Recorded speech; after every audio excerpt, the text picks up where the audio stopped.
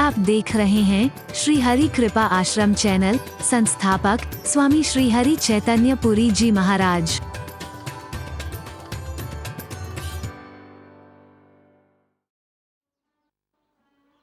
हरि बोल, हरि बोल।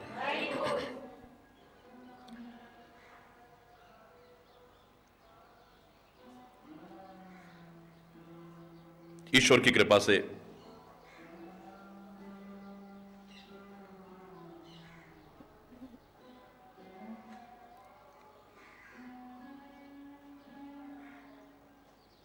जो प्रसंग चल रहा है,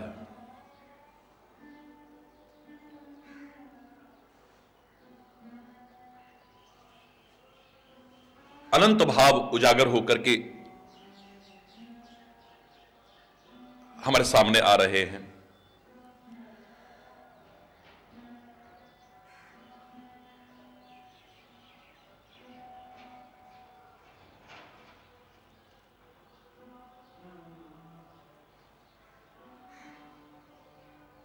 श्री राम का कहना कि मुनिराज वाल्मीकि से कोई निवास बताओ जहां हम कुछ समय के लिए रह सके और हमारे रहने से कोई उद्विग्न न हो।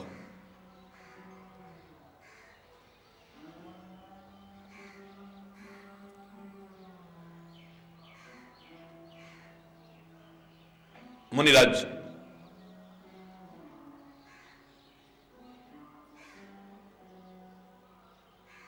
प्रभु श्री राम से कहते हैं कि हे प्रभु, आप कहते हैं कि कोई जगह बताओ जहां पर मैं रहूं,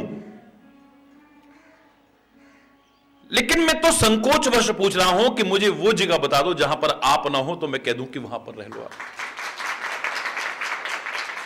देश काल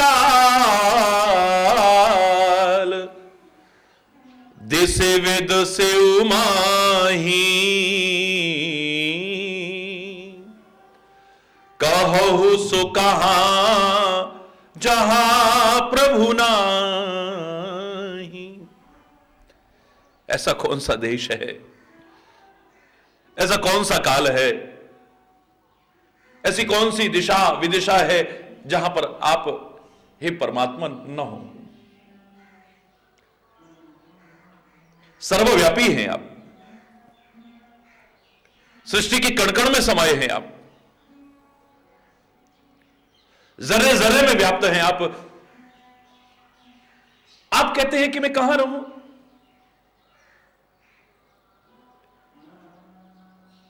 हां, इतना कह सकता हूं कि आप वेद की मर्यादाओं का पालन करने वाले हैं, मर्यादा पुरुषोत्तम है आप। देश में हैं आप उसी के अनुरूप क्रियाएं करने की कोशिश कर रहे हैं। कितने कुशल अभिनेता हैं हे परमात्मन, कितने कुशल अभिनेता। ब्रह्म परमात्मा हैं आप, त्रिलोकपति हैं आप, लेकिन मानव के रूप में मानव का इतना सुंदर अभिनय कि अच्छो अच्छों की बुद्धि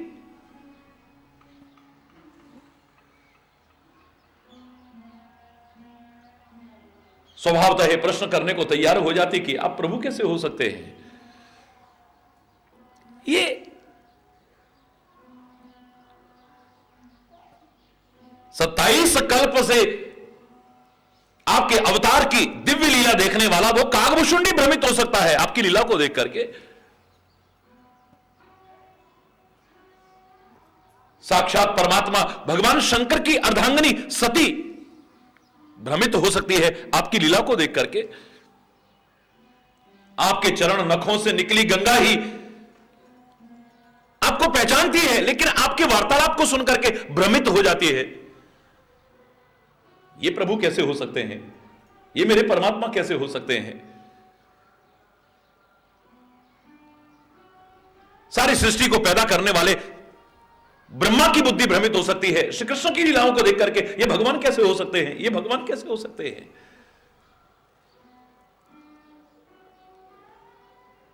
जन्म देने वाली मां कौशल्या की, मां यशोदा की बुद्धि भ्रमित हो सकती है।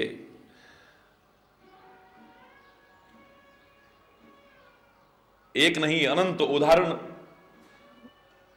रामायण में, श्रीमद् भागवत में, विभिन्न ग्रंथों में साकार लीलाओं के अवलोकन के आधार पर उत्पन्न हुए ब्रह्म की भरी पड़ी हैं।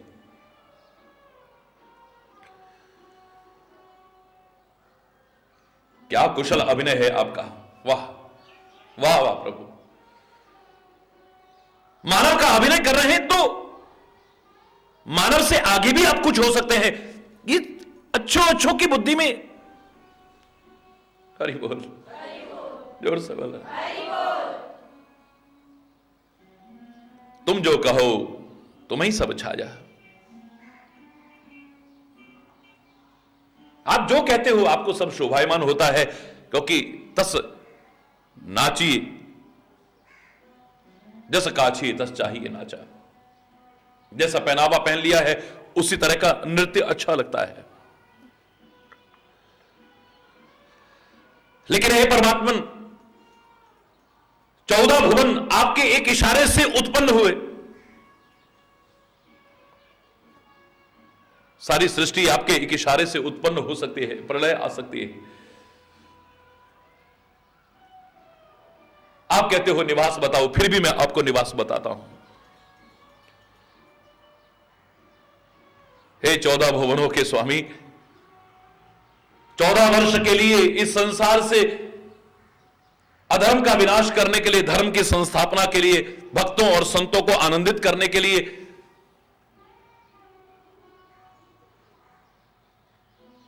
पृथ्वी का भार हरण करने के लिए कष्ट उठाने वाले हे राम, मैं आपको 14 निवास बताता हूं। जरूर रहना वहां। आप रहते हो सृष्टि के कण कण में, लेकिन जरूर रहना वहां हो। लेकिन जहां हो उनको अनुभूति हो ऐसा। हरि बोल। श्री राम बहुत मगन होकर के सुन रहे हैं और बहुत विस्तार से वर्णन हुआ। आपने सुना कि पहला निवास बताया है, जिनके श्रवण समुद्र समाना, कथा तुम्हार सुबग सरी नाना, भर ही निरंतर हो ही न पूरे, तिनके ही तुम कह ग्रह रूरे। ऐ परमात्मा, जिन्होंने अपने कान को सागर बना लिया है,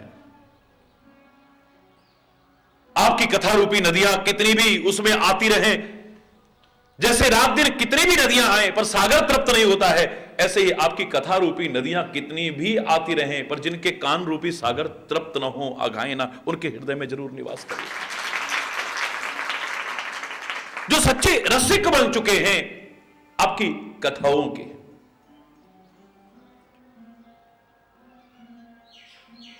वो कथा जिसे अपने जीवन में अपना करके सारे जीवन की व्यथा को दूर कर सके जी। अरे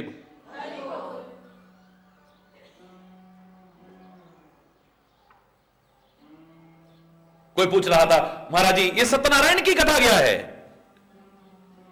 ये जो कथा हम सुनते हैं क्या यही सत्यनारायण की कथा है? मैंने कहा तो पुस्तक पर भी लिखा देख सकते हैं, उस पर लिखा होगा सत्यनारायण व्रत कथा महात्मा। व्रत की कथा का महात्मा है, तो फिर सत्यनारायण की कथा कौन सी है? अरे परमात्मा सत्य है, त्रिकालावाद है, वो नारायण है, नर में भी अयन करता है, निवास करता है, सर्वत्र है वो जो परमात्मा, सत्य स्वरूप परमात्मा, वो नारायण, उसकी जो कथा की जाए वही सत्यनारायण की कथा है। उसकी जो कथा की जा रही है, आप क्या सोच रहे हैं? इस समय भी सत्यनारायण की कथा हो रही है। सत्य स्वरूप परमात्मा का जो भी वर्णन किया जाए, उस नारायण की जो भी कथा की जाए वही सत्यनारायण की कथा है। तो फिर वो सत्यनारायण की कथा, वो भी सत्यनारायण की कथा हो सकती है, क्योंकि सत्य स्वरूप परमात्मा का जिक्र उसमें भी बार बार आता है। इसलिए यूं तो सत्यनारायण व्रत कथा का महात्मा है। उसने व्रत किया तो ऐसा, नहीं किया तो ऐसा, उसने प्रसाद ग्रहण किया तो ऐसा, नहीं किया तो ऐसा। लेकिन प्रभु का उल्लेख तो है ना, जहां उस परमात्मा का उल्लेख आता है, जैसे वाणी पवित्र हो, कान पवित्र हो, मन पवित्र हो, वातावरण पवित्र हो, वो जो भी चर्चा की जाए वही सत्यनारायण की कथा है। और उसे जीवन में अपना करके, मात्र सुनकर के नहीं, अपनी व्यथाओं को जीव दूर कर सकता है। बस सुनने का रसिक बन जाए, उसके हृदय में निवास करना। रसिक वही है जिसका मन कभी तृप्त न हो। मात्र इतने से नहीं कि हमने इतनी भागवत सुन ली है, हमने इतनी देवी भागवत सुन ली है, हमने इतनी वेदों की कथाएं सुन ली हैं, इतनी हमने फलानी कथाएं सुननी है, हमने फलाने का प्रवचन सुना, हमने फलाने, जीवन में कितना अपनाया।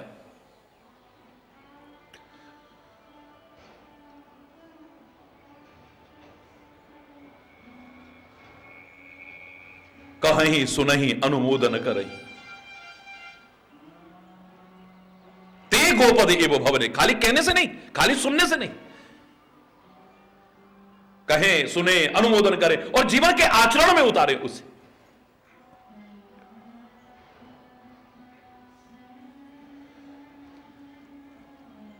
हरि बोल। श्रोता बनना इतना सहज नहीं है,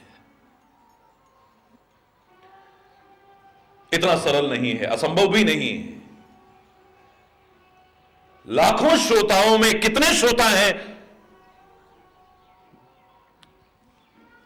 परमात्मा करे सब बन जाएं, बड़ी अच्छी बात है, वरना अधिकांशता विश्लेषण करेंगे तो गिने चुने ही मिल पाएंगे वहां पर।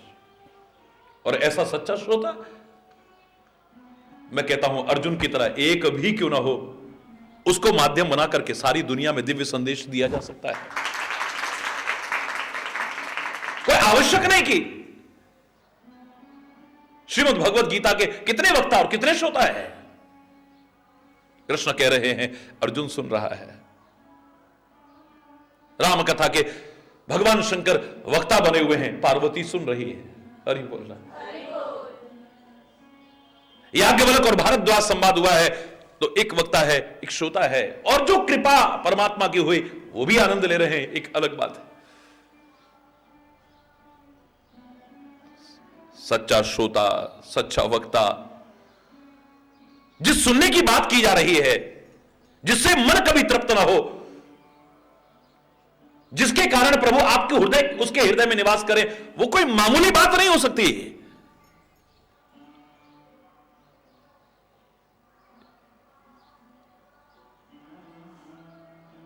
वक्ता भी कैसा हो यह भी देखना पड़ेगा, और श्रोता भी कैसा हो यह भी देखना पड़ेगा।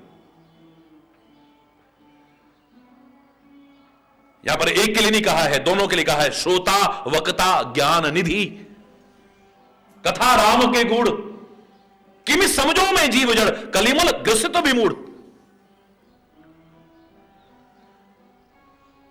सामने अगर मूर्ख ही बैठा हो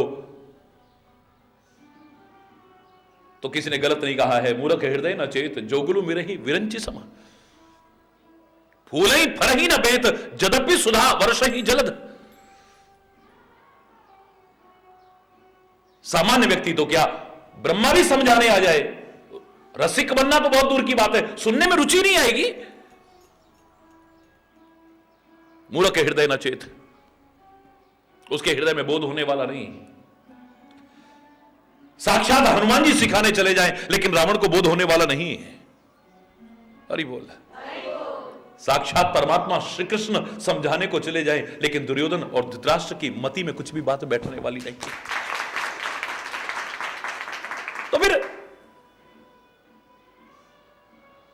जिसकी मैं चर्चा कर रहा हूं, यहां पर श्रोता और वक्ता दोनों ही उस प्रकार के हो।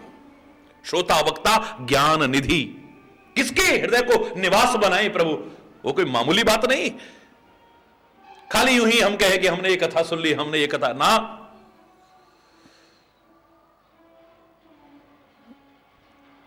श्रोता भी सामने अच्छा मिल गया, तो वक्ता उन बातों को भी कर देगा शायद जो आपके मन में भी ना आ रही हो, पूछने के लिए भी। गुणहु तत्व न साधु दुरावही, आरत अधिकारी जह पावही। आम श्रोता नहीं, सामने श्रोताओं में से अगर आर्त अधिकारी है, आर्त अत्यंत व्याकुल है जानने के लिए, ऐसा आर्त अधिकारी मिल जाए तो मैं दावे से कह रहा हूं, जो सामने सज्जन लोग हैं, जो सामने संत हैं, जो सामने विद्वान हैं, जो महापुरुष हैं, जो सदगुरु हैं, गुड़ से गुड़ तत्व को भी छुपा नहीं सकते हैं, प्रकट कर देंगे उसे।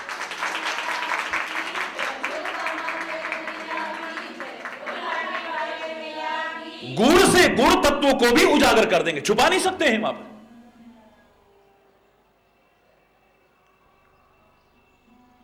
वरना तो सामने जैसा अधिकारी होगा वैसा ही तो बोलना पड़ेगा सामने वाले को। अरे बोल, जैसा सामने अधिकारी होगा, एमए पीएचडी पास अगर अध्यापक है तो भी अगर पहली क्लास में भेजा जाए, अधिकारी वहां पर सुनने वाला पहली कक्षा का है, तो वो अपना एमए पीएचडी का ज्ञान उनके सामने उजागर नहीं करेगा। का से कबूतर, खा से खरगोश, ए फॉर एप्पल, वही बातें उभर करके आएंगी, बहुत तो गूढ़ बातें नहीं। सामने जैसा अधिकारी होगा उसी तरह की तो बातें आएंगी ना। बोलने वाला भी, सिखाने वाला भी वही बातें बोलने और सिखाने की कोशिश करेगा, क्योंकि विशेषता है ये। आप जिसको सिखाना चाहते हैं, जिसके सामने सुनाना चाहते हैं, आप उसके स्तर पर उतरेंगे नहीं तो समझ में नहीं आएगा।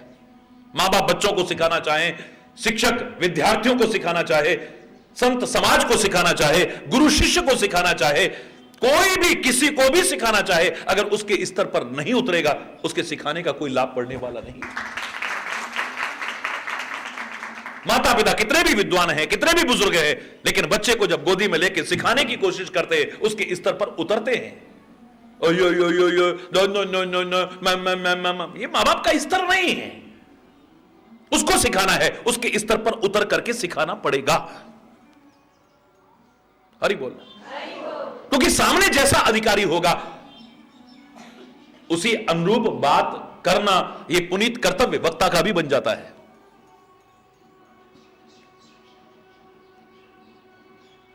अगर सामने गुड़ बात आ भी गई और अधिकारी ना हुआ तो क्या समझ में पाए कि भी समझो में जीव जड़ कलिमल ग्रसित विमूढ़, स्वयं कह रहे हैं कलिमल ग्रसित विमूढ़ में मूर्ख प्राणी क्या समझता जो सामने सुनाया जा रहा था। कथा राम के गुड़,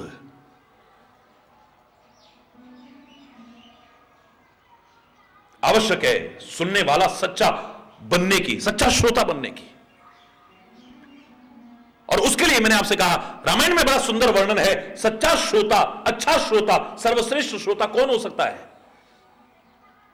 जिसके सामने सब कुछ उजागर किया जा सके, गुड़ से गुड़ तत्व को भी जिसके सामने प्रकट किया जा सके। कौन हो सकता है ऐसा सच्चा श्रोता जिसमें ये विशेषताएं हो?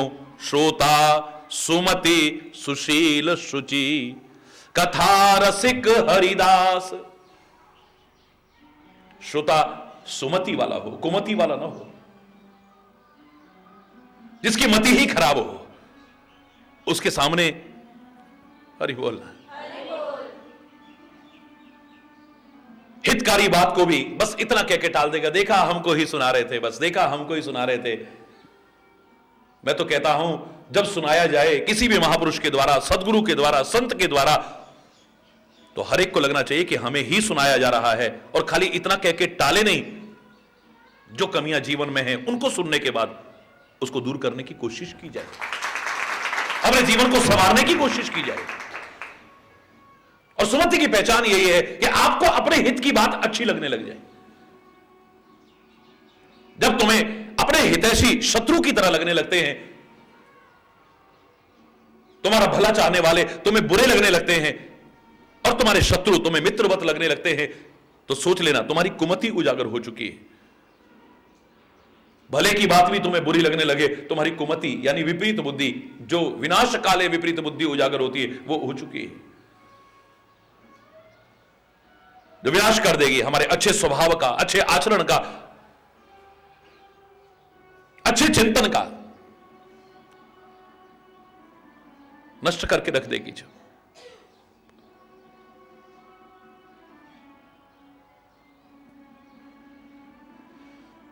सुमति होना बहुत जरूरी है। हमें लगे कि ये हमारी भलाई के लिए बात है, कठोर चाहे क्यों ना हो, कठोर ही नहीं कभी कठोरता भी हो तो, जैसे डॉक्टर की क्रिया को हम पहचान जाते हैं। मैंने हमेशा कहा है कि वो मीठी गोली दे तो हमारी भलाई के लिए है, कड़वी गोली दे तो हमारी भलाई के लिए है, चीरा लगाए तो हमारी भलाई के लिए है, ऑपरेशन करके फाड़े तो हमारी भलाई के लिए है, और किसी अंग को भी काट के फेंक दे कि जहर आगे ना फैल जाए तो भी शत्रुता नहीं है, हमारी भलाई ही छुपी हुई है।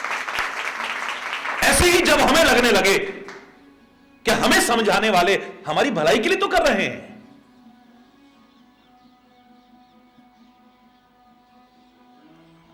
अगर कड़वी गोली भी दे तो हमारी भलाई के लिए ही तो दे रहे हैं,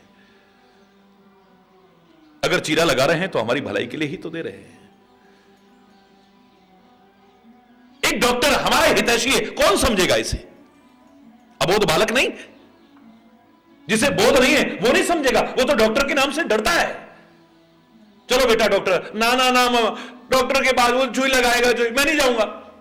वो तो डॉक्टर से डरता है, डॉक्टर के नाम से डरता है। अरे बोलना, क्योंकि वो नहीं जानता है कि डॉक्टर मेरा हितैषी है, परम हितैषी है, वो मेरा शत्रु नहीं। जिसे पता लग जाए कि डॉक्टर मेरा हितैषी है, वो घर में बताना भी नहीं पड़ेगा, चुपचाप जाके डॉक्टर को दिखाया आएगा।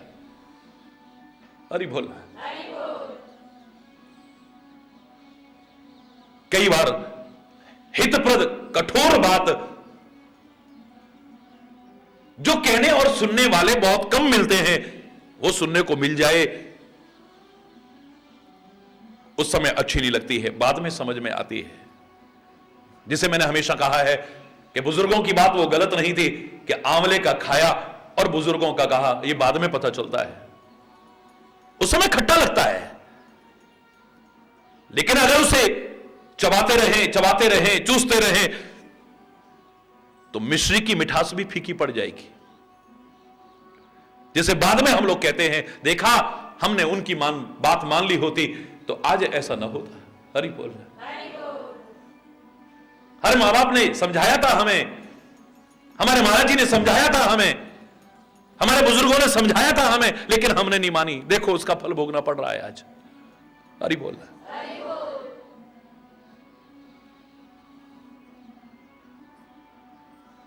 वो शत्रु नहीं है, हमारे हितैषी हैं। हमारे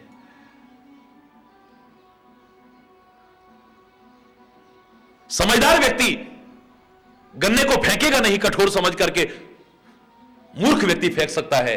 ये भी कोई खाने की चीज हो सकती है इतनी कठोर, लेकिन समझदार जानता है ये ऊपर से चाहे कठोर लग रही हो, लेकिन इसके अंदर रस और मिठास क्या भरा है, जब उपयोग में लाएंगे तब पता चलेगा, अभी नहीं पता चल रहा है। कुम्हार जब बर्तन बनाता है तो उसका आप देखिए कितना कोमल स्पर्श होता होगा, कल्पना कर सकते हो आप। फूल की कोमलता भी फीकी पड़ जाए, इतना उसके हाथ का स्पर्श कोमल होता होगा। क्योंकि अगर कठोर हाथ पड़ गया, जहां जरा सा जोर से पड़ गया वहां तो गड्ढा पड़ जाएगा। अरे बोल, कितना कोमल स्पर्श करता है। वही कोमलता रखने वाला कुम्हार भाई अगर कहीं कमी रह जाए तो बाद में डंडे से उसे पीटता है। हरि बोल। उसी बर्तन को फिर डंडे से पीटता देखा है मैंने। हरि बोल। कोई दुश्मन नहीं है, उसकी कोई शत्रुता नहीं है उस बर्तन से, जो खुद निर्माण कर रहा है उसका। वो काहे को ऐसा कर रहा है? तोड़ने के उद्देश्य से नहीं। तोड़ने का उद्देश्य होता तो अंदर हथेली रख करके उसे बचाने की कोशिश भी वही ना कर रहा होता। अंदर हथेली रखता है तब ऊपर से करता है। उसका उद्देश्य खाली उस पिटाई के पीछे भी क्या है, इसका जो दोष है वो दूर हो जाए। हरि बोलना। जो छेद रह गया है वो बंद हो जाए, जो इसमें कमी रह गई है वो दूर हो जाए। हरि बोलना।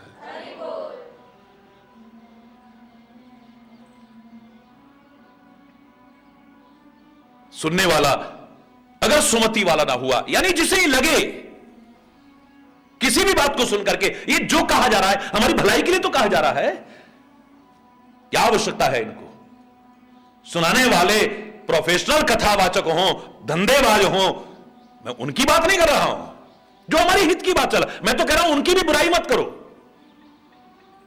लोग मेरे से पूछते हैं महाराज जी जिन्होंने बिजनेस बना लिया है इसके बारे में आप क्या कहेंगे? मैंने कहा आपसे तो यही कहूंगा कि आपको वहां से भी कुछ अच्छा सुनने को मिले, अगर जाते हो तो उसे लेकर के जीवन में अपना करके अपने जीवन को अच्छा बनाना। हां, उनसे जरूर कहूंगा कि इसको कम से कम व्यवसाय बनाने की कोशिश न करे, इसे तो कम से कम लोक हित में ही। लेकिन तुमसे तो फिर भी मैं ये कहूंगा कि तुम्हें अगर कुछ अच्छा लग रहा हो ले आओ वहां से, और जो लेना चाहे उसे कहां से क्या नहीं मिल सकता है। लेने वाले को तो हर जगह से कुछ ना कुछ मिल जाएगा, और जो लेना ही नहीं चाहता है, हरि बोल रहा है। उत्तम विद्या लीजिए यद्यपि नीच पे होए, पर्यो अपावन ठौर पे कंचन तजे न कोई। मैं तो खुले शब्दों में कहा करता हूं महाराज जी के पास इतना, महाराज जी के पास इतना, महाराज जी के पास इतना ज्ञान, इतना विचार, इतना योग। जब कोई ऐसा कहता है, खुले शब्दों में कहता हूं मैं, खुले शब्दों में उसको माध्यम बना करके सारी दुनिया के लोगों से कहता हूं महाराज जी के पास क्या है और कितना है, ये इतना महत्वपूर्ण नहीं है जितना कि तुम क्या और कितना ले सकते हो, ये ज्यादा महत्वपूर्ण है। मेरे पास क्या है, हमारे संतों के पास क्या है, हमारे महापुरुषों के पास क्या है, हमारे सदगुरु के पास क्या है, हमारे वेदों पुराणों में क्या है और कितना है, ये इतना महत्वपूर्ण नहीं है। तुम क्या और कितना ले सकते हो उनसे, ये ज्यादा महत्वपूर्ण है। हरि बोल रहा। मधुमक्खी और भौरे की तरह बन जाओ तो सार सार कहीं से भी ग्रहण कर लो तुम। हरि बोल रहा। तुम्हारी निगाह में जो बेकार फूल होगा वो मधुमक्खी वहां से भी अपना रस ग्रहण कर लेती है। जैसे कहा है उत्तम विद्या लीजिए यद्यपि नीच पे होए, पर अपावन ठौर पे कंचन तजे न कोई।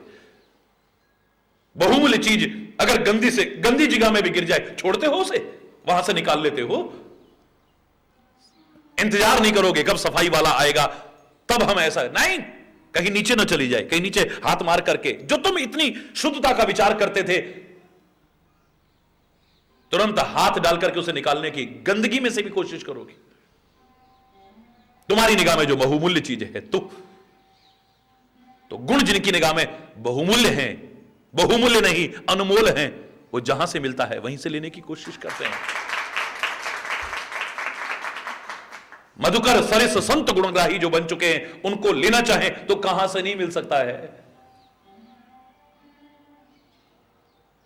वरना तो भगवान भी इस धरा पर अवतार लेकर के सामने आए हों, दुर्योधन नहीं समझ पाएगा, धृतराष्ट्र नहीं समझ पाएगा, हरि बोलना, रावण नहीं समझ पाएगा, हिरण्यकश्यप नहीं समझ पाएगा। जिनकी मति ही ऐसी हो चुकी है वो क्या समझेंगे।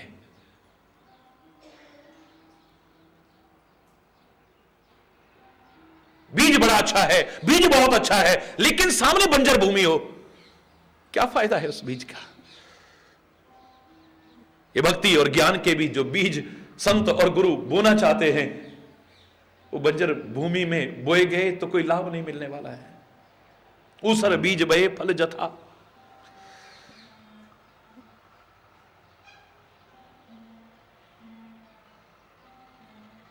सठ सन विनय कुटिल सन प्रीति, सहज कृपण सन सुंदर नीति, ममता रत सन ज्ञान कहानी, अति लोभी सन विरति बखानी, क्रोधी ही सम कामी ही हरि कथा, ऊसर बीज बये फल जथा।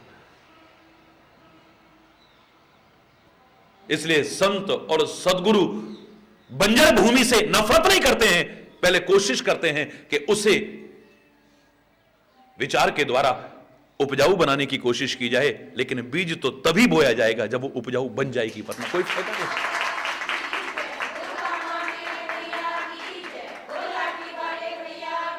क्योंकि अंकुर जमेगा तभी।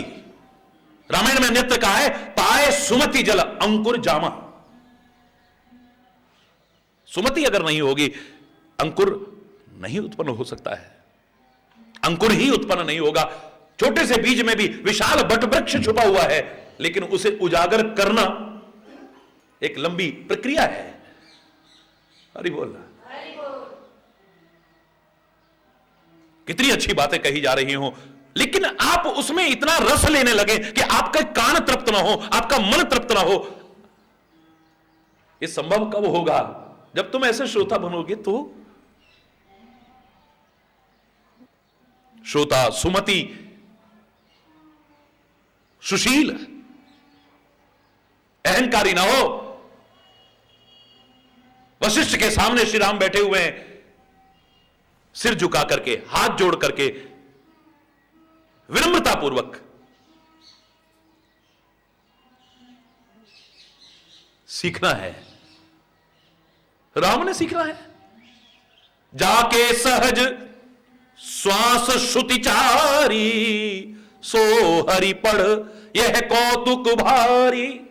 रामायण में कहा, जिसके श्वास मात्र से चारों वेदों का निरंतर उच्चारण चलता है, वो परमात्मा श्री हरि गुरु के चरणों में विनम्रता पूर्वक बैठ करके सीखने की कोशिश कर रहा है, सुनने की कोशिश कर रहा है।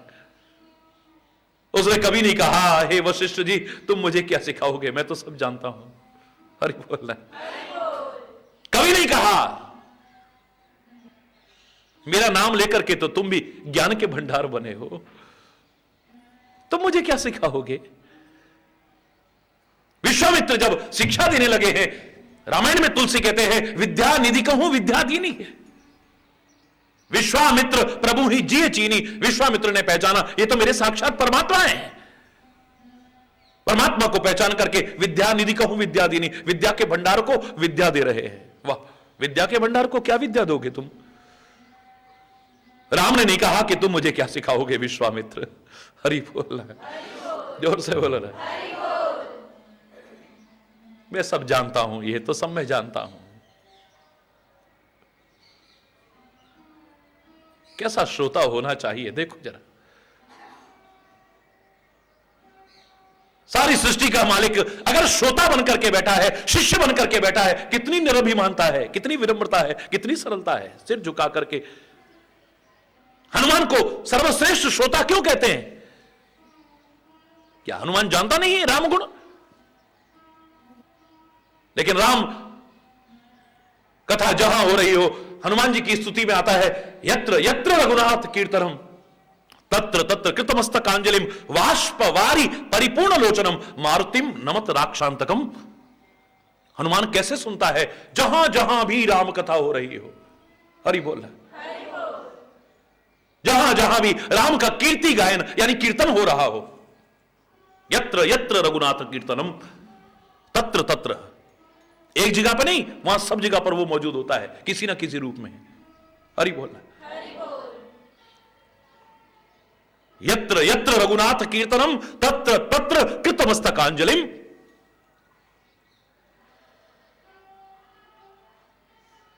वाष्पवारी परिपूर्ण लोचनम, आंखों में आंसू भरे होते हैं, रोंगटे खड़े होते हैं, हाथ जोड़ करके, सिर झुका करके विनम्रता पूर्वक सुन रहा होता है। हरि बोल। क्या सुनाएगा कोई हनुमान को? हनुमान जैसा वक्ता कोई होगा दुनिया में? ज्ञानी राम अग्रगण्यम है, अतुलित बलधामम हेम शैलावदेहम धनुजवन कृशानुम ज्ञानी नाम अग्रगण्यम। ज्ञानियों में सबसे आगे गिनती होती है हनुमान की। अब वो किससे ज्ञान लेगा? हरि बोलना। लेकिन फिर विनम्रता देखो, कभी नहीं कहा मैं तो सब जानता हूं, तुम मुझे क्या सुनाओगे, ये तो सब मैं जानता हूं, तुम मुझे क्या सिखाओगे। ये कौन सी कोई नई बात कह रहे हैं? आज तो जरा सा कहीं पढ़ ले, जरा सा कहीं सुन ले, जरा सा कहीं समझ ले, हमें लगता है कि बस हम ही हरि बोलना। फिर कौन गुरु, कौन संत, कौन विद्वान, कौन महापुरुष, बस हम अपने आप को ही सब कुछ मान लेते हैं। है ज्ञान लेकिन कुपात्र बन गए अब, क्योंकि कुपात्र की वो विद्या उसे विनम्रता प्रदान नहीं करेगी, अहंकार प्रदान करेगी। विद्या विवादाय धनम मदाय शक्ति परेशान पर पीड़नाय। वरना तो कहा है विद्या ददाति विनयम, विद्या तो विनयता प्रदान करती है, विनम्रता प्रदान करती है, सरलता प्रदान करती है, सादगी प्रदान करती है, निरभिमानता प्रदान करती है। हरि बोल। लेकिन अगर वही विद्या कुपात्र के पास चली जाए तो फिर विद्या ददाति विनयम नहीं कहा है। विद्या विवादाय, उसकी विद्या विवाद की काम आती है। क्यों तुम ज्यादा जानते हो क्या, हम नहीं जानते क्या? नहीं ऐसा, नहीं ऐसा, नहीं ऐसा, नहीं ऐसा। क्या श्रोता बनेगा वो, क्या रसिक बनेगा वो, और क्या अपने हृदय को परमात्मा का आवास बना पाएगा, निवास बना पाएगा? विचार कर। श्रोता सुमति सुशील शुचि, और श्रोता कैसा हो? निराभिमानी तो हो ही, विनम्र तो हो ही,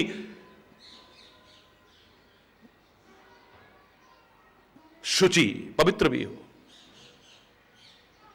पवित्र का तात्पर्य यह नहीं कि वो स्नान करके आया है, पवित्र वस्त्र, नए वस्त्र या धुले हुए वस्त्र पहन करके आया है, एक अच्छे शुद्ध आसन पर बैठा हुआ है, यह भी आवश्यक है। लेकिन श्रोता के लिए खाली इतनी पवित्रता नहीं कही जा सकती है। आप पूजन में भी जब बैठते हो तो आप शुद्ध वस्त्र पहन के आते हो, स्नान करके आते हो, शुद्ध आसन पर बैठे होते हो, लेकिन पूजन जब प्रारंभ होता है सबसे पहले जल छिड़क करके यही तो कहा जाता है, ओम अपवित्र पवित्रो वा सर्वावस्थांगतोपि व यस्मरेत पुंडरीकाक्षम सवायभ्यंतर शुचि। अगर इतनी ही पवित्रता होती तो ये छींटा मारने की क्या आवश्यकता थी? और खाली छींटा मारना नहीं, ये मंत्र बोलने की क्या आवश्यकता थी? मंत्र का भाव क्या बता रहा है? सवाह्य अभ्यंतर शुचि। बाहर से तो पवित्र होकर के आ गए हो, लेकिन आंतरिक पवित्रता भी लेकर के बैठोगे तब परमात्मा को प्रसन्न कर पाओगे, वरना नहीं कर पाओगे। मात्र बाह्य पवित्रता ही नहीं, यहां पर आंतरिक और बाह्य दोनों पवित्रता की आवश्यकता है। हरि बोलना। हर तीर्थ की क्या महिमा थी? तीर्थ तो क्या, तीर्थ राज भी क्यों ना हो, उसकी महिमा काहे के कारण है? वो तो खाली हमारे तन को पवित्र करते हैं। लेकिन उन तीर्थों के किनारे आज चाहे जैसे लोग रहने लग गए हों, लेकिन किसी जमाने में संत रहते थे, ऋषि मुनि रहते थे, महापुरुष लोग रहते थे।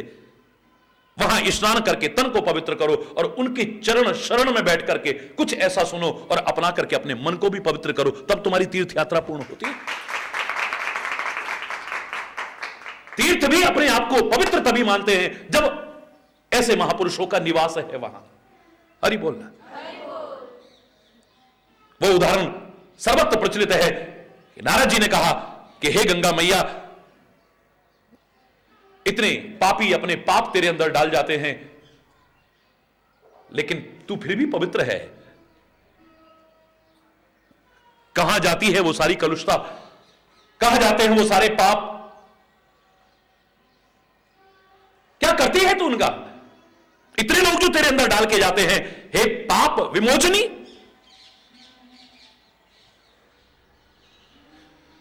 गंगा मैया कहती है कि हे मुनिराज, लोग तो पाप डाल जाते हैं, लेकिन आपके जैसे संत और भक्त जब चरण डालते हैं तो सारे पाप खत्म हो जाते हैं।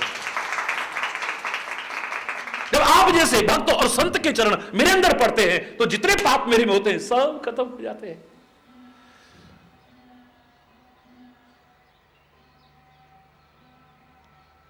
उस तीर्थ में स्नान करके तन पवित्र होगा, लेकिन उस तीर्थ में रहने वाले महापुरुषों की वाणी को सुन करके जीवन में अपना करके मन पवित्र होगा।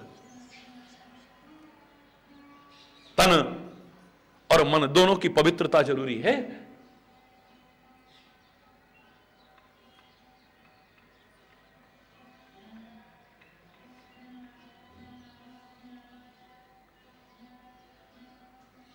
बाहर तो कितना पवित्र है, बगुला कितना सुंदर है, कितना श्वेत है, कितना धवल है, कितना उज्जवल है, लेकिन अंतर पवित्र नहीं है।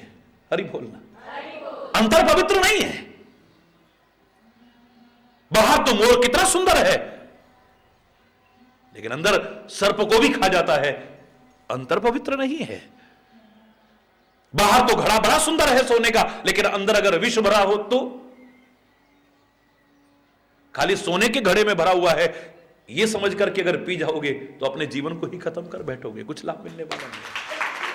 बाहर भी पवित्रता हो और अंतर में भी पवित्रता हो। श्रोता सुमति सुशील शुचि कथा रसिक हरिदास। कथा रसिक हो, रसिक रसिक, सच्चा रसिक वही है जिसका मन कभी तृप्त न हो। और सच्चा रसिक इस ओर ही हो सकता है, सांसारिक रसिक को रसिक नहीं मान सकता हूं मैं। उस रसिक का मन हर चीज से कभी तृप्त हो जाता है। रूप का जो रसिक होगा, एक ही रूप उसे जीवन भर अपनी ओर आकर्षित करके रख सकेगा, मुझे नहीं लगता है।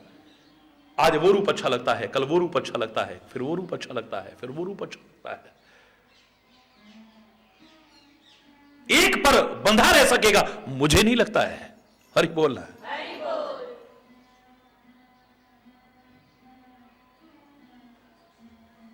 दुनियावी शब्द का रसिक जीवन भर उसी शब्द पर बंधा हुआ रह सकेगा, मुझे नहीं लगता है। मैंने हमेशा कहा है, आज वो गाना हिट गया और 10 दिन बाद पिट गया। गानों के जो रसिक हैं, उन्हें एक गाना अपनी ओर बांध के रख सकेगा कभी? अब ये गाना अच्छा लगता है, 10 दिन बाद फिर वो अच्छा लग रहा है, 10 दिन बाद वो अच्छा लग रहा है, 10 दिन बाद वो अच्छा लग रहा है। सुनते सुनते सुनते यार बंद करो अब इस कैसेट को, कोई नहीं लगाओ ना। हरि बोलना। इस उपन्यास को 10 बार पढ़ लिया, अब यार इसे हटाओ, कोई नया लाओ ना। ये पिक्चर अब 10 बार देख ली, 20 बार देख ली, 30 बार अब इसके बाद में अब कुछ नयापन चाहिए। लेकिन रामायण के जो रसिक हैं, भागवत के जो रसिक हैं, गीता के जो रसिक हैं, वेद पुराणों ग्रंथों के जो रसिक हैं, गुरु ग्रंथ के जो रसिक हैं, कुरान बाइबल के जो रसिक हैं, महापुरुषों की वाणियों की जो रसिक हैं, सारा जीवन भी अधूरा लगता है उन्हें, उनमें कभी मन तृप्त होने का सवाल ही नहीं। वही चीज है, बार बार बार बार बार बार बार बार दोहराते रहा, मन कभी तृप्त नहीं होता है। हरि बोलना। एक बार अखंड पाठ कर लिया, 2 बार कर लिया, 4 बार कर लिया, सारा जीवन भी करो तो मन नहीं भरता। हरि बोलना, जोर से बोलना है। नित्य नवीन लगता है, नित्य नवीन लगता है, नित्य नवीन लगता है, नित्य नवीन लगता है।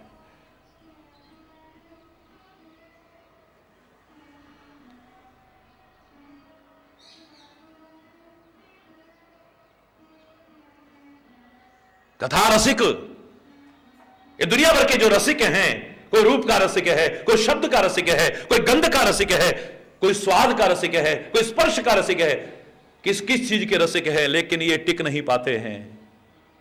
लेकिन अगर तुम्हारी कथा का सच्चा रसिक बन जाए तो हकीकत यही है, इस सारी विशेषताएं लाते लाते जब सच्चा रसिक बन जाएगा, उसका मन कभी तृप्त होने का सवाल ही नहीं है, कान तृप्त होने का सवाल ही नहीं है।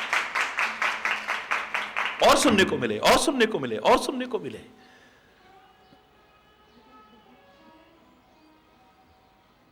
कथा रसिक बन चुका है जो। हरिदास परमात्मा का दास हो, परमात्मा को गुलाम हो,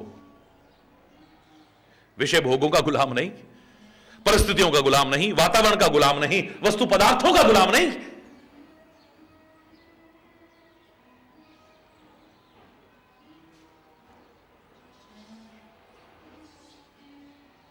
जिसने हर दास्ता को ठुकरा दिया है, और जो नहीं ठुकरा पा रहे हैं, मेरा सीधा आह्वान है, अगर तुम्हें गुलामी करने का ही इतना शौक है तो वस्तु पदार्थों के गुलाम मत बनो, वातावरण के गुलाम मत बनो, परिस्थितियों के गुलाम मत बनो, किसी और चीज के नहीं। गुलाम बनने का ही शौक है तो गुरु और प्रभु की गुलामी भी करोगे तो सारी गुलामी की जंजीरें टूट जाएंगी तुम्हारी। अगर इतना ही शौक है तो। अंग्रेजों के गुलाम थे हम, वो गुलामी दूर हुई, बड़ी खुशी की बात है। लेकिन क्या अभी हम गुलाम नहीं हैं? आज बड़ी सिर में दर्द हो रही, क्यों हो रही? क्या करें, सुबह से चाय नहीं मिली, चाय के गुलाम हो तुम, दास बन चुके हो उसके, तुम उसके बिना नहीं रह सकते हो, उसके अधीन हो तुम, अधीन। हरि बोलना। अच्छी अच्छी बातें चल रही हैं, कितना आनंद आ रहा है, किसी का उठने को मन नहीं है, लेकिन वो बीच में क्यों गए? बोले जरा हुकू की लग रही थी जरा। हरि बोलना। 2 कश लगाए फिर आ गए, गुलाम हो तुम। कैसे रुकते वहां पे? वहां तो कूलर भी नहीं था, एसी भी नहीं था, कैसे रुकते हम? गुलाम हो तुम।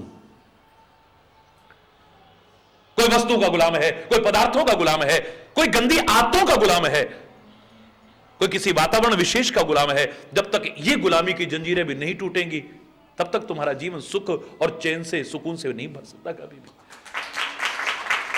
गुलामी की जंजीरों में जकड़े हैं अभी हम। खाली वही गुलामी नहीं थी, अभी भी अधिकांश लोग गुलाम हैं। हरि बोल।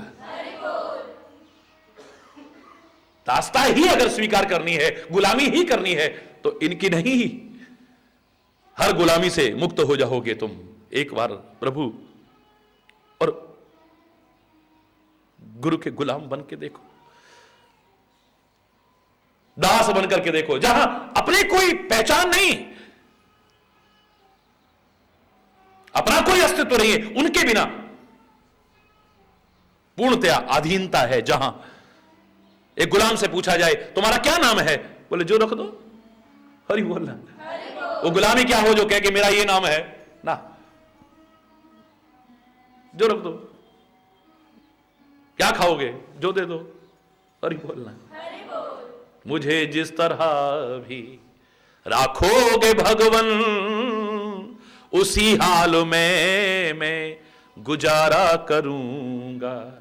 सुनो ना सुनो ये है मर्जी तुम्हारी, मगर मैं हमेशा पुकारा करूंगा। जैसे रखोगे जाहि विधि राखे राम, ताहि विधि रहिए। सीताराम सीताराम सीताराम कहिए, जैसे रखे।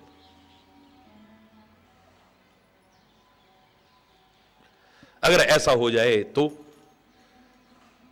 श्रोता सुमति सुशील शुचि कथा रसिक हरिदास, पाए उमा अति गोप्यमपि सज्जन करही प्रकाश। सामने संत, सामने हमारा सदगुरु, सामने हमारे महापुरुष अगर हों, अगर ऐसे हम श्रोता बनकर के सुने, मैं दावे से कह रहा हूं वो सब कुछ तुम्हारे सामने उद्घाटित न कर दें, कैसे हो सकता है? छुपा नहीं सकते हैं कुछ भी। गूढ़ से गूढ़ बातों को छुपा नहीं पाएंगे। जो तुमने पूछा है उसका तो उत्तर मिलेगा, जो तुम नहीं पूछ पाए हो, तुम्हारे मन में अभी आ रहा है, उसका भी उत्तर तुम्हें मिल जाएगा अपने आप। हरि बोल। नियमित सच्चा श्रोता बनकर के तुम सुनो तो सही। तुम्हारे मन में कोई प्रश्न, तुम्हारे मन में कोई जिज्ञासा, तुम्हारे मन में कोई शंका टिक जाए तो मैं कहूंगा कि फिर सामने सुनाने वाले का ही कहीं कसूर है।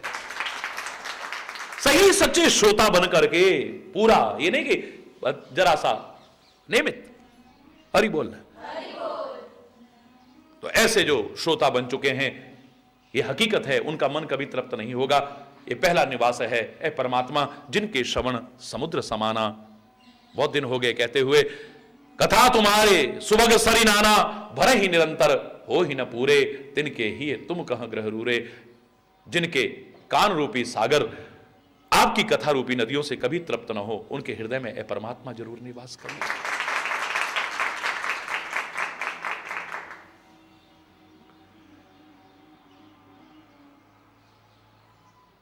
दूसरा जो निवास बताया था,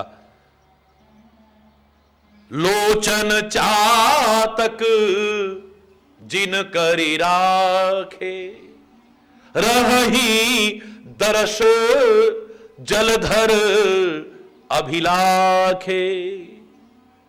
रूप बिंदु जल होए सुखारी, निद रही सरित सिंधु सरि भारी। रूप बिंदु जल होए सुखारी। जिन्होंने अपने नेत्रों को चातक बना लिया है, रहे दर्श जलिधर अभिलाके, आपके दर्शन रूपी बादलों की तरफ जो निगाह टिकाए रखते हैं, कभी हटाते नहीं है। जैसे चातक अपनी निगाह नहीं हटाता है, चाहे ऊपर से ओले बरसें, चाहे पत्थर क्यों ना बरसें, लेकिन उसका आकर्षण उसके प्रति कभी खत्म होने वाला नहीं है। ऐसे ही चाहे दुख आए, चाहे सुख आए, चाहे जैसा जीवन क्यों ना हो, लेकिन वो आपके इस आकर्षण से कभी दूर नहीं हो पाते हैं। रूप बिंदु जल होए सुखारी, आपके रूप बिंदु जल से जो सुख पाते हैं, और उसके सामने निद्रही सरित सिंधु सरी भारी। उनको भी हे समझते हैं। बड़ी बड़ी नदियां हों, बड़े बड़े तालाब भी हों, विशाल सागर भी उसके सामने जिन्हें बेकार लगता है, निद्रही निंदा करते हैं उसकी, बेकार। जिसे स्वाति नक्षत्र की बूंद चाहिए, वो स्वाति नक्षत्र बूंद के प्रति कितना लगाव रखता है। मैंने उस दिन भी आपसे कहा कि उसके सामने अगर अमृत भी टपक रहा हो ऊपर से, बरस रहा हो ऊपर से, और सागर भरा हो अमृत का, उस अमृत को भी कभी एक बूंद चखने की भी कोशिश नहीं करेंगे। उनके लिए अमृत भी बेकार है। उनका जिसके प्रति लगाव है, बस उनको वही चाहिए। हरि बोलना, जेही कर मन रम जाहि सन, तेही सन काम। दुनिया में क्या अच्छा है, क्या बुरा है, कौन सा बहुत अच्छा है, इससे उनको क्या लेना। उनका मन जिससे रम गया बस। फिर चाहे ऊधो आके कहता रहे, अरे क्या कन्हैया कन्हैया रट रही हो, वो कल तक गाय चराने वाला वो भगवान है क्या?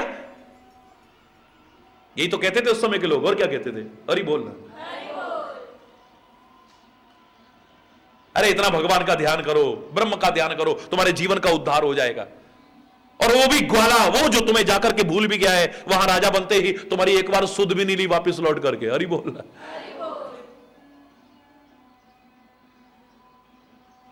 पर गोपियां एक ही बात कहेंगी, उधो मन न भय 10-20। ये 10-20 तो मन है नहीं, एक हो तो सोई गयो श्याम संग को आराधे ईश। एक मन था, उसे तो कन्हैया चुरा करके ले गया। अब तेरे ईश्वर की आराधना कौन करे, किस मन से करे, हमें कुछ समझ में नहीं आता है। अगर तू पहले आता तो हम सोचते। हरि बोलना, कोई माने या माने न माने, जाके कांटो लगे सोई जाने। उदो तू क्या समझेगा, जाके पाँव न फटी बिवाई, सो का जाने पीर पढ़ाई है। हम ना तेरे ब्रह्म को माने, हम ना तेरे ब्रह्म को माने, जाके कांटो लगे सोई जाने। तू कह रहा होगा वो गंवार ग्वाला है, ऐसा था वैसा था, ये था वो था। अब तो शाम ही तन है, शाम ही मन है, शाम ही जीवन, शाम रतन है। उधो कहा तू ये जोग बखाने, उधो कहा तू ये ज्ञान बखाने, जाके कांटो लगे सोई जाने। तू बात ठीक कह रहा है, बन बन जाने गाय चराई, बन बन जाने गाय चराई। अब है हमारी सुध विसराई, अब तो कुब जाके हुए हैं दीवाने, पर जाके कांटो लगे सोई जाने। अब तो एक ही हालत है, कानन दूसरो नाम सुनो नहीं, एक ही रंग रंगे मेरो डोरो। धोके हु दूसरो नाम कढ़े, रसना मुख बांध हलाहल बोरो। ठाकुर चित्त की वृत्ति है, हम कैसे हो टेक तजे नहीं भोरो। मेरी सा बाबरी वो अखियां जर जाए, मेरी बाबरी वो अखियां जर जाए, जो सांवरो छोड़ निहार ही गोरो। मेरी आंखें जल जाए। पर तू नहीं समझेगा इसे, तू नहीं समझेगा। तू क्या समझेगा? चित्र लखा न चरित्र सुना, वह श्याम सुंदर को जाने ही क्या।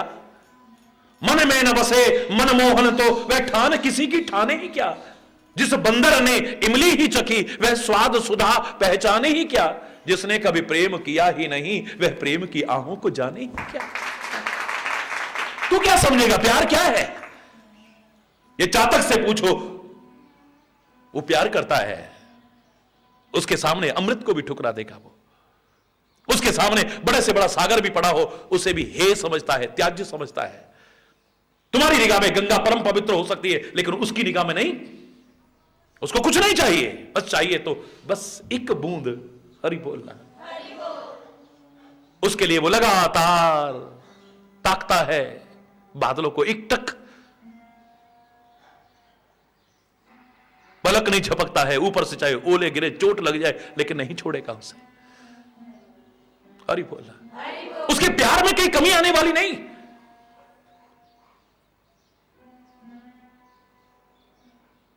जिनकी आंखें बस आपके रूप बिंदु जल हुए सुखारी, तिनके हृदय सदन सुखदायक। उनके हृदय बड़े सुखदायक निवास है प्रभु।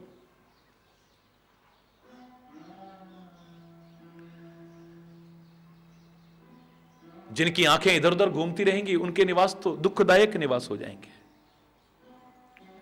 क्योंकि प्रभु को भी लगेगा कि मुझे छोड़ करके कहां देख रहा है। हरि बोल।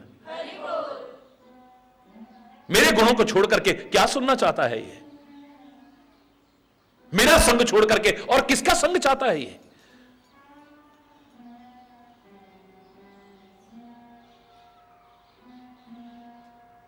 मेरे अलावा क्या बोलना चाहता है ये? इसके पैर भाग भाग करके मेरे अलावा और कहां जाना चाहते हैं, कहां जाना चाहते हैं?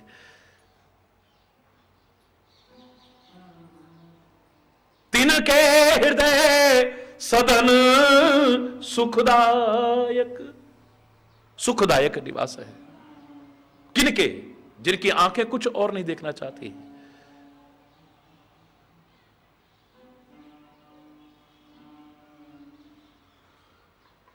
बसहु अनुज सिए सह रघुनायक। सीता और लक्ष्मण सहित हे श्री राम, उसके हृदय में आप जरूर निवास करिएगा, मत छोड़िएगा।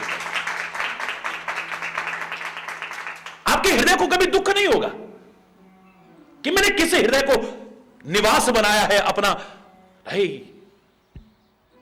आपको अच्छा लगेगा। देखो,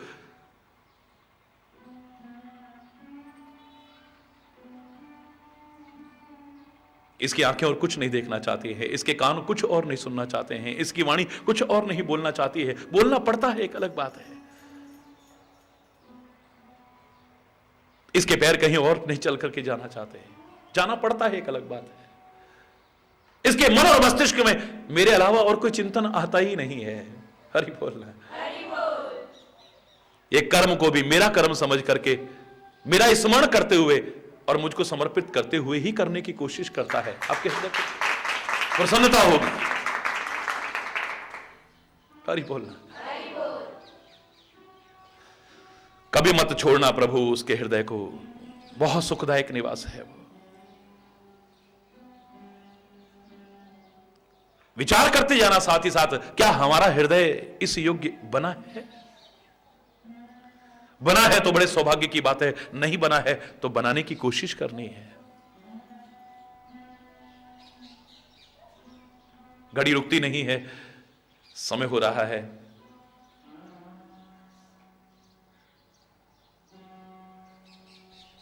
इसलिए समय अभाव के कारण वाणी को विराम देना पड़ रहा है। हरि बोल। उसकी कृपा से ही शेष कल आज यहीं पर अगर कोई गलत शब्द निकला हो, उसके लिए क्षमा चाहते हुए अपनी वाणी को विराम एक बार जोर से बोलेंगे। धर्म की, धर्म की, अधर्म का, प्राणियों में, विश्व का, गौ माता की, भारत माता की, गंगा माता की, संत समाज की, भारत की देवियों की, भक्त समाज की,